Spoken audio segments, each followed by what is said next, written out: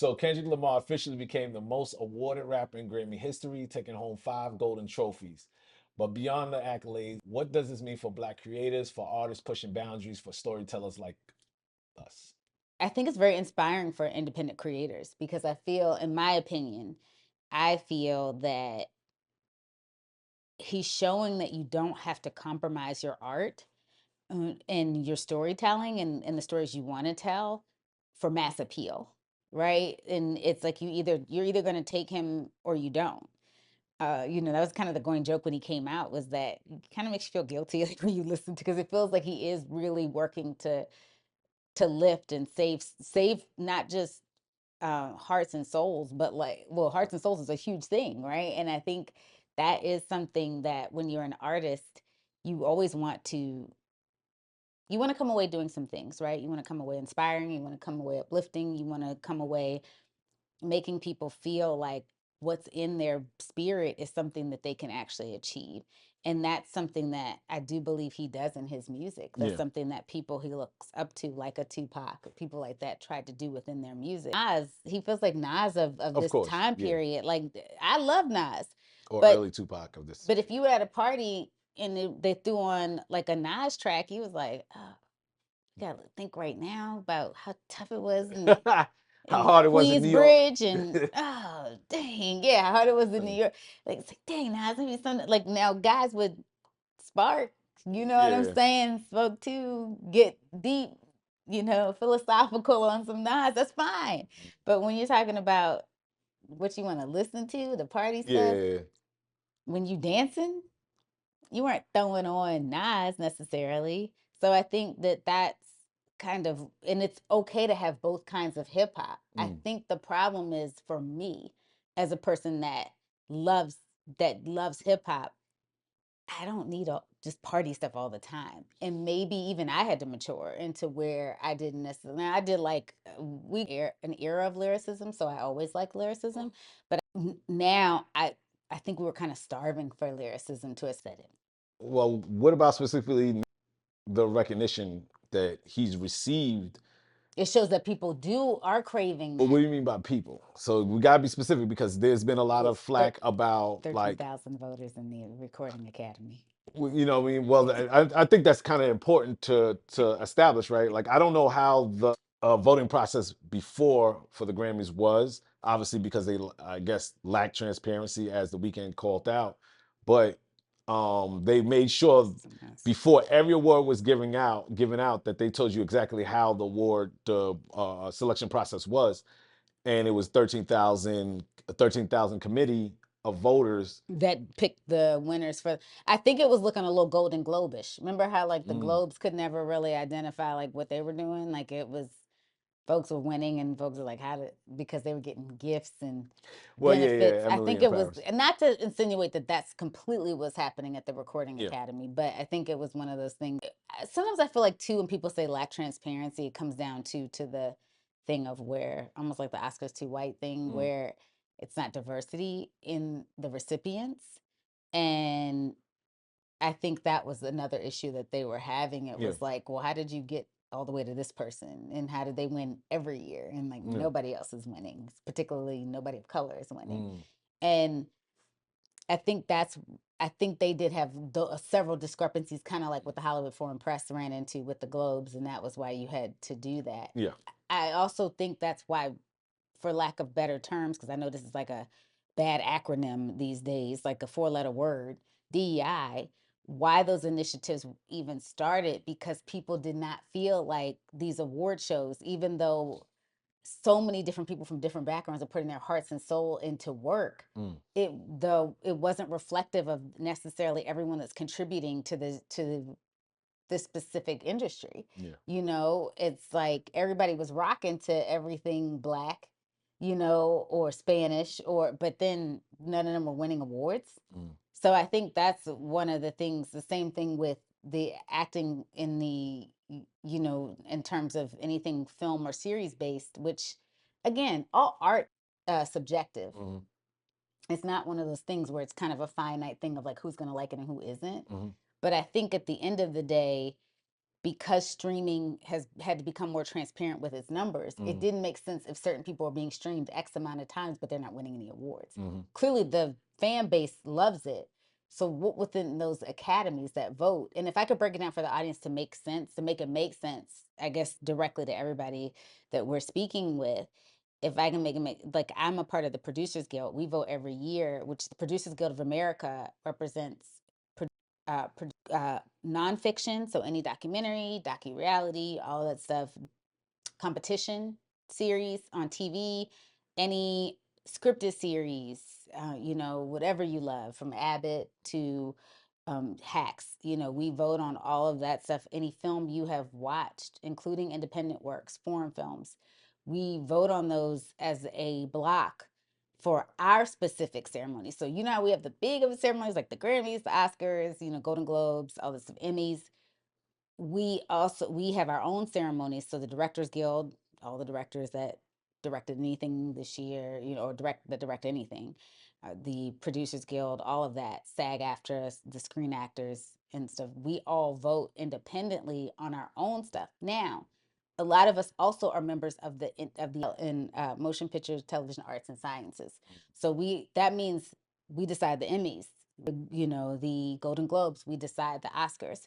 So that is a specific voting block that, and we do have to apply to be a part of those things. Have to be sponsored. We have to have credits. We get vetted. Also comes with paying dues. So, we pour into these academies that we get to vote on, and hopefully we are reflective of the audiences that love everything that they're listening to or watching. So that's the best way I can break it down. And I guess basically whomever was in the recording academy wasn't reflective of the pool of people that make the art. So it may not, so there's a lot of Black producers that people don't know, right? A lot of Asian music producers people don't know, or engineers or whatever.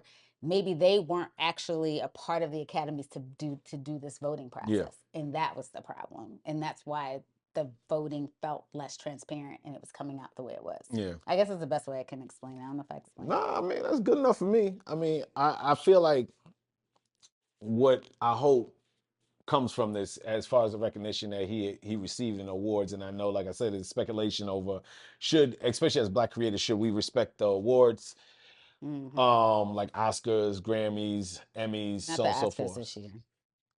Should or Golden Because y'all Globes. did us dirty. But I do at least want to give the Grammys credit for trying, right? Like I feel like they did try to rectify a long-lasting situation. I mean, like when you have a lot of great Black musicians who went years without any recognition, and they're one of the top-selling artists. They make some of the best music. They're the writers behind some of your favorite white artists, and then they don't get any type of recognition or awards. I think one is a step in the right direction.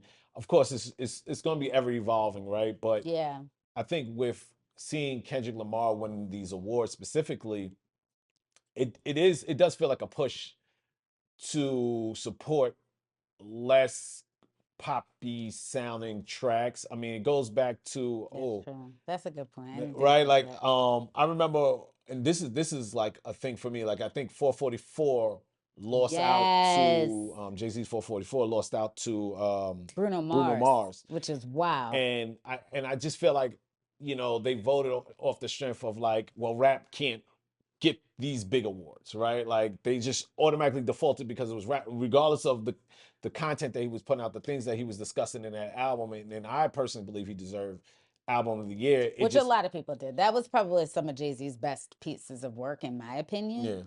But so with now getting song of the year for just a diss record, which, like I said, maybe that could have negative ramifications where people may want to start doing more diss records, knowing that they can go mainstream with it. But that could be a negative. But it's got to be a good diss record. Like some of y'all be putting out these lame diss records too. Like don't think that you can just put out everything Kendrick put out had layering in the meaning too. It wasn't just or in what he was saying. It wasn't like he was just saying stuff to diss somebody. It was literally the play on words, the double entendres. Like there was a lot of thought put into. Now, granted, not like Us was a bop, and that's what everybody remembers it for, right? It was a bop, but a lot of stuff. I hope y'all all paid attention to them verses about Atlanta, and us just giving away our culture. Like I hope we paid attention to that because there was a lot of meaning in that. Why people was up there hopping and walking. But anyway, I think that um, I think what I would like to see, and hopefully it will come from this, is a shift into what you were saying, putting more meaning into your music. Yeah, Even if you want to make commercial records, which Not Like Us is a commercial record, like it don't is get a it twisted. It's shit. still, even with the double entendres, even with him breaking down Atlanta, even with him supposedly calling out a certain type of energy around them, Feel you. particularly around one particular rapper. Allegedly, like I said, I don't know the dude personally, but and I actually don't have nothing wrong with him. We do I have the nothing same. personal. It gives people more incentive to write deeper meaning stuff. To I write agree. like, especially me and Shayla, we're more like storytellers with longer form storytelling. So if you're a writer who likes to think, if you're a writer who or a musician who likes to do deeper stuff, and you feel like, well, I have to do this type of stuff, or I have to do that type of stuff Yes, to that's a get good point. recognition, and now I think you can get a little bit more confidence to say, hey, no, I actually will put more effort into my writing and not feel like I have to dumb my stuff down for recognition. So I'm hoping that this will help people start to think more in terms like that, as especially because we're content creation. The stuff that don't require much thought is getting a lot of push on these platforms. I feel Mm-hmm. like you know it overshadows people who actually want to like try different creative things and put them on these platforms, and they don't really get as much attention. Yeah, that's Attention is a true. better word. So I'm hoping now that people eyes open up a little bit more to like artists like a Kendrick Lamar, artists that do a little bit more thought provoking stuff, so we won't get another 444 situation, um where his album had a lot of thought into it, and I one mean, of y'all his basically pushed him in retirement. I Like we mean ain't got nothing else from Jay-Z since. Like no, collabs, but uh, you and for know what? Like he is one of the better lyricists of like of a generation. Like yeah, he is, but so hopefully we can get more thought-provoking content to get attention. Not saying that people should stop making popcorn content. I'll call right, it popcorn yeah, content, but that we can get a little bit more attention to people who want to write longer form stuff, who want to think more thought provoking stuff. So I'm hoping that getting this type of push will be helpful. Seeing the type of artists, also not just Kendrick Lamar, the other artists that were rewarded for that night were a lot of artists that make music with double meaning. Chappelle Rowan, Doechii, um, like you said, Kendrick. Um, it was another one that Even with Beyonce Women Album of the Year, yeah. even though maybe like the meaning wasn't behind it, but if you think about it, she crossed genres. A black woman, first black woman to win country music And artist. like she said, genre is putting you in a box. So it's kind of Terrell and I understand this all too well. That speech spoke volumes that Mm, she gave when she won best country album because as working in television for almost 20 some over 20 years, mm, oh they're always trying to put us in a box. It's like I was fortunate to work on reality series that didn't necessarily a predominantly black cast, mm, which look, I love working on my black ensemble cast shows too because I feel like we need to be represented because we're not always fully mm, represented what our quote unquote writers room looks like mm, or on those shows. So I think it's really important that we're reflective in those as well. But and especially with him being an editor by trade, he mm, knows that that's what that looks like as well. But I think in terms of when she said that, it really spoke volumes to me as a black person because we are so often placed into one. Like we're monolithic, we only see life this way. That was another reason too, as a young person, whereas Nas sometimes might have been like, oh, I really, because I didn't grow up the way he did. You know, I grew up in a Jewish suburb in Maryland. So even though I had a predominantly black group of girlfriends, it still was like, we kind of came together because you know it wasn't a lot of us, you know, in our school, and so we all just were became very cool. It's like, you know, where it is that comfort, everybody knows this within their own race, and let's not even try it, that you do feel the most comfort with your own. So it's not saying you don't love and care and you're not friends with people of other backgrounds, but there is some things that we just know within our own race that are unspoken things that we understand. That's why Kendrick's music resonates with us too, right? There's things he says that it's kind of like, we know what he's talking about, you know what I mean? So I think that's a thing that that spoke to me about her, Yeah. of like, genre is a way to put you in a box. It doesn't mean we can't tell a love story. It doesn't mean we Yeah. can't tell you know, a success story. It doesn't mean that every story we have has to be pain Yeah.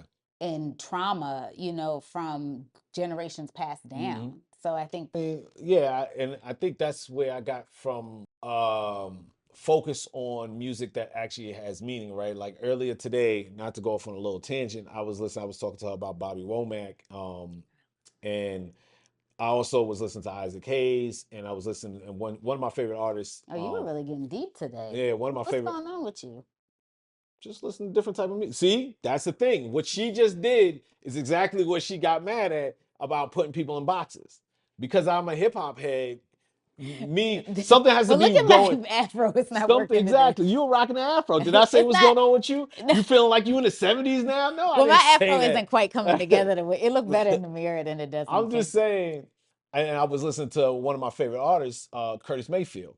Oh, I love me some Curtis. So, and you know, and I was just listening to the lyrics, and I was just like, man, we don't really make music that really is like that anymore. And we have the We don't have talent. R&B anymore, really. Yeah, yeah, yeah. You know, Well, like we don't really have R&B but cats. even with, I mean, you can do it in country music. Just because you don't have R&B doesn't Oh mean yeah, I you see have. what you're saying. But they were R&B artists back in the day. Yeah, absolutely. But you can do it in country. You can do it in, you Yeah. know, you can do it like Kendrick Lamar's a rapper who does music that has meaning and substance behind it. So, you know, you don't have to necessarily, I mean, that's what the birth hip hop, right?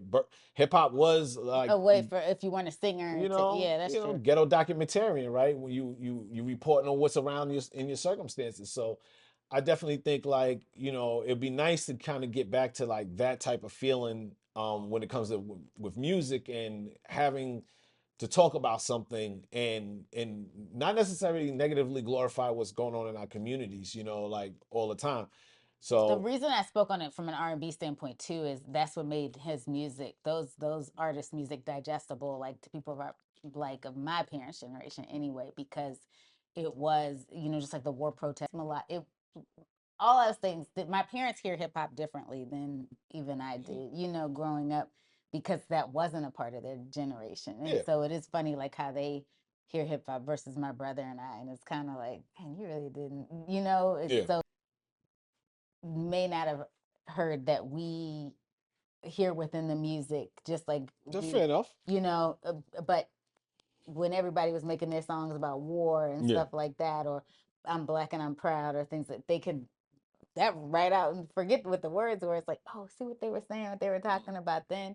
And even I was trying to explain to them, I was like, there are artists out there that speak to yeah. that. It's just you all. But would people be resistance to a political album right now? Like what we were just talking about, like Curtis Mayfield, right? Like, Not if it's or dressed up in song, because you don't have some people don't know what this being sung anyway. Because everything people what think about it. I honestly, and people can come and come for me if they want to. Euphoria is probably one of the strongest out of the 4 diss tracks. Because I mean he was killing them in different tones, cadences. Um, Meet the Grimps is a tough listen, but it's good.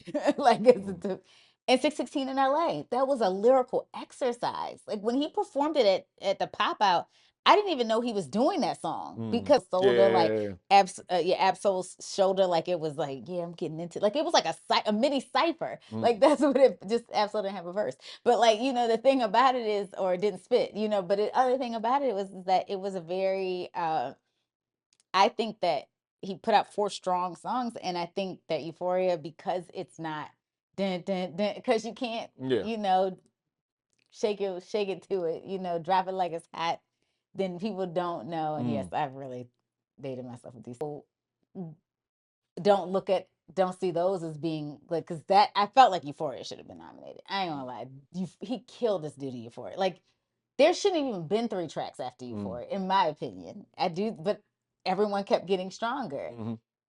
He really his Kendrick Lamar's mind as a creative is so, and his team, because I also like the way he does his drops and like his video, very not just artfully done, but it's very thought. You know, it takes a lot of thought and planning in order to do that. He was responding to what people were saying with every track. If you think about it, it wasn't just so much like, all right, Drake's gonna say this, so let me do this. It was even like, you don't even put out music people can move to. Oh, you don't? Oh, really? Must have had this. You don't think I can do this? And I think that Not Like Us resonated with so many people, just like the we don't want to hear you say the N word anymore when he sang that at the end. It resonated. Was like it's a catch. I mean, such a smart refrain with "They Not Like Us," which in a time where if you are a Black person that feels like kind of lost a little bit of our pride, it was like an anthem, right? They kind of came through, and you could kind of say, oh, these people something's not right with them, and that's why I think Not Like Us resonated with so many people. But at the end of the day, I do feel like there could have been other tracks that out of that collection that he released that could have been. I think I lost my train of thought.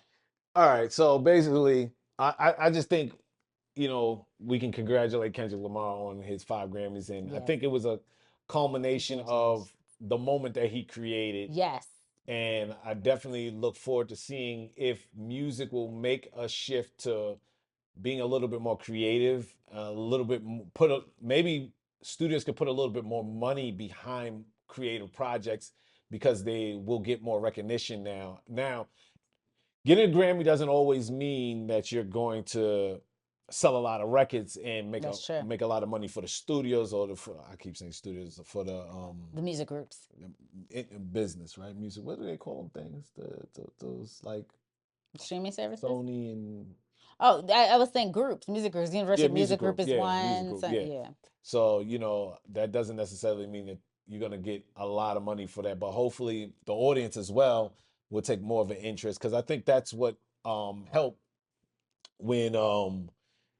when he did drop Not Like Us. What happened? People retroactively went back, they retroactively and listened to all of the other ones, yeah. So and then it helped boost his album streams, so people were getting exposed to more conscious and significant music. So hopefully this will do the same, where people start taking a listen to more creative work, like I mean, she got a Grammy, and shout out to Rhapsody. I think she's a dope artist. And so it's good to see more creative thinkers getting rewarded, and hopefully this is just the beginning of something, a shift. And even with Alicia Keys, like the people she was shouting out too, like people are there's, or if maybe Doechie's right, maybe there's undiscovered talent in Tampa. I don't know. Like I haven't been to Tampa in a very long time, but maybe there is untapped talent that in these places that people just aren't looking into. And I think we've got to get away from, and that's the problem. I think that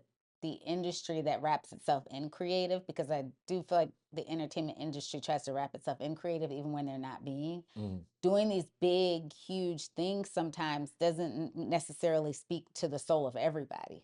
Sometimes it's one of those things you'd be really surprised. That's why independent films speak to so many people. That's why Sean Baker is like, look at the path he carved for himself as an independent filmmaker. So I think the thing is that it's just like, what story is resonating with you, and I think that's the thing.